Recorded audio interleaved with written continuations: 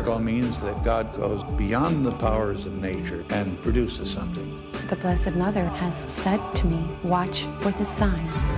Many of them are clearly not miracles. What if the Catholic Church didn't put its imprint on miracles? What would that do to the enormous amount of people who believe in miracles? The most important miracle is the miracle of the heart.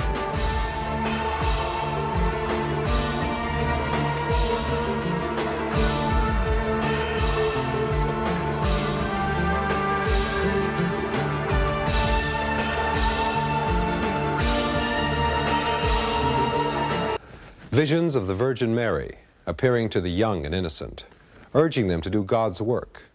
Healing waters that can restore sight and make the crippled walk. Miracles. What are we to make of these compelling and awe-inspiring stories? Are they the result of divine force or merely illusory creations of willing and believing minds? I believe this is a very special time of mercy from our Lord, and He has sent His Mother to call us all back to a life of loving God above all things and loving one another. I was going to have surgery for hernias, and when they opened me up a month later, there were no hernias. And I believe that happened because of my devotion to the Blessed Virgin.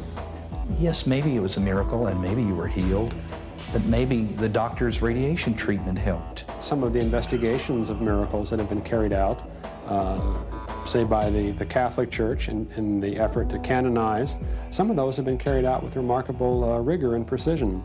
And I would not want to sit back as sort of an armchair skeptic and simply discount those things out of hand. At the historic Santa Barbara Mission, Father Noel Maholi is working for the canonization of Father Junipero Serra, a pioneer in establishing the Catholic Church in California. A miracle means that God goes beyond the powers of nature, the laws of nature, and produces something. If He intervened miraculously, I would just appear. And I know of none in history like that. The nearest is the virgin birth of our Lord. For the past 2 centuries, the Roman Catholic Church has investigated hundreds of incidents of bleeding and weeping statues. Only a handful have been endorsed as true miracles.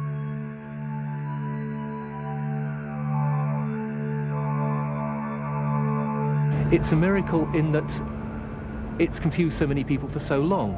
It's unique in that way. Nothing else has had the power, the mystery, the effect that the Shroud of Turin has had.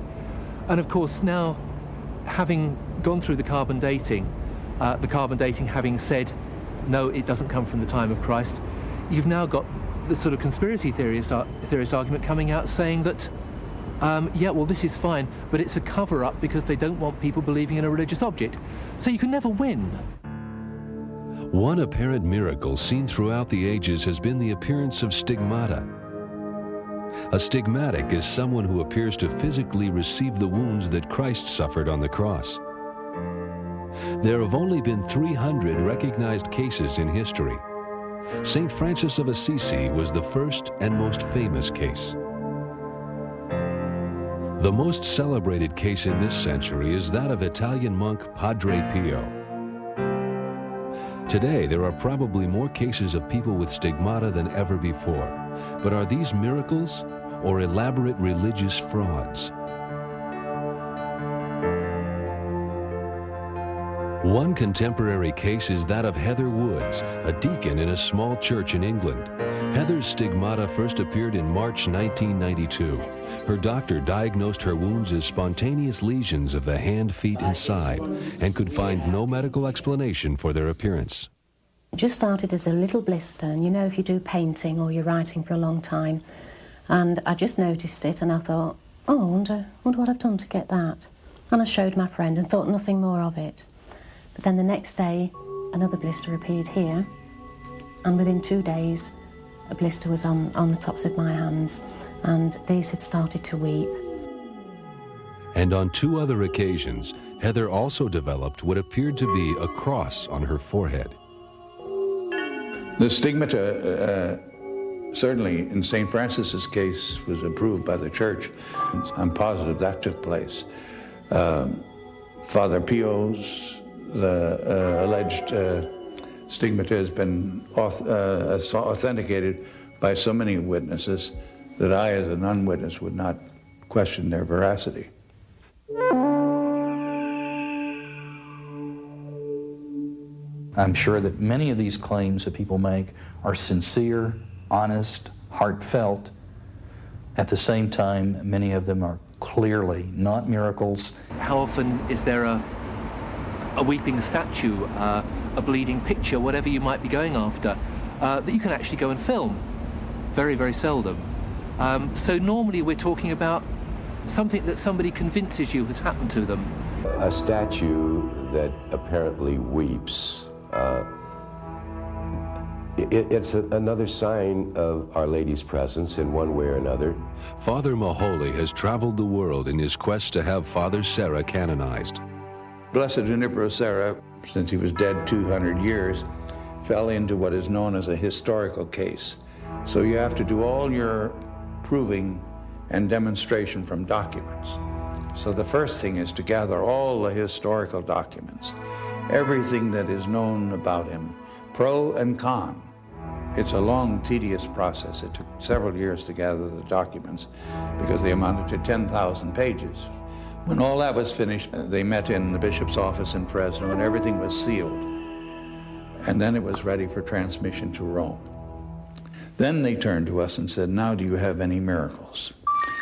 And I had two on hand that I thought would merit thorough investigation. One was Sister Drida. Sister Drida had been diagnosed as having lupus. Then they started their investigation. And their medical board apparently went from diagnosis to prognosis and said, well, whatever she had, there's no explanation why that woman is alive today, no medical explanation that we can find.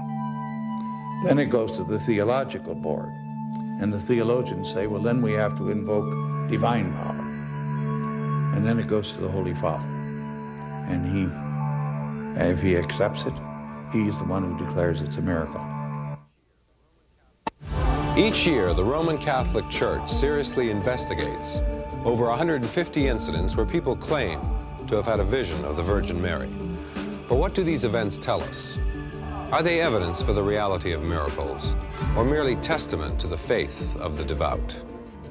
In 1858 at Lourdes, Bernadette Subaru, the only child visionary to be sainted by the Catholic Church, saw a vision of the Virgin Mary who brought with her a message of peace. Since then, millions have flocked to the site seeking a sign of hope and healing.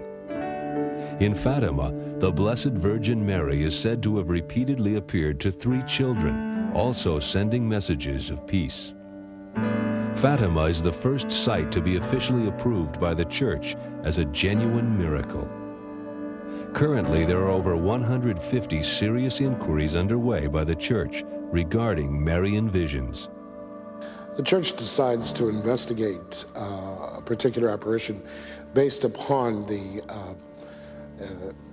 number of peoples that have been involved, the events, and the type of message that has been conveyed. Well, I certainly believe that people have the experience of the miracle. There's no question that we are capable of experiencing some unusual things for a whole bunch of good reasons. Just look at simple things like mirages and optical illusions. Not everybody sees everything. She has said that the ones who see things, it's a gift from God, but others, know that I'm present even though you can't see me. And of course, that's what Jesus said in the Bible. I'm with you always. Modern miracles, or people saying there's a miracle happening here or an apparition there or something, my first reaction is, as a professional theologian, is one of skepticism. And it's the same attitude that I encounter in Rome. If a miracle occurs at Lourdes, where they have occurred, it takes place usually during the procession of the Blessed Sacrament. Immediately, the patient is whisked away into the hospital, and the professionals take over from there. There's no pandemonium, no press, no publicity whatsoever. The image of the Virgin Mary appears to be a favorite. Partly, I think, because it's the feature in Catholicism that looks after little children. It's the person who looks after little children, and it's the figure to whom they most easily relate. The Church is very cautious about any involvement or reaction. It takes time. From the point, historically, that Fatima was happened, that Fatima happened, and Fatima was then, reviewed by the church, was a good number of years. It wasn't, the church just doesn't react that quickly. What if the Catholic Church didn't put its imprint on miracles? What would that do to the enormous amount of people who believe in miracles? In a sense, they're almost compelled to put their imprint on it because of the enormous amount of people who are good Catholics who need to believe in miracles. It makes good sense to put the imprint on that. Falmouth, Kentucky became a center of miraculous controversy in the summer of 1992 when a woman, Sandy, heard a voice that she believes belonged to the Virgin Mary. Among other things, the voice instructed Sandy to attend church every day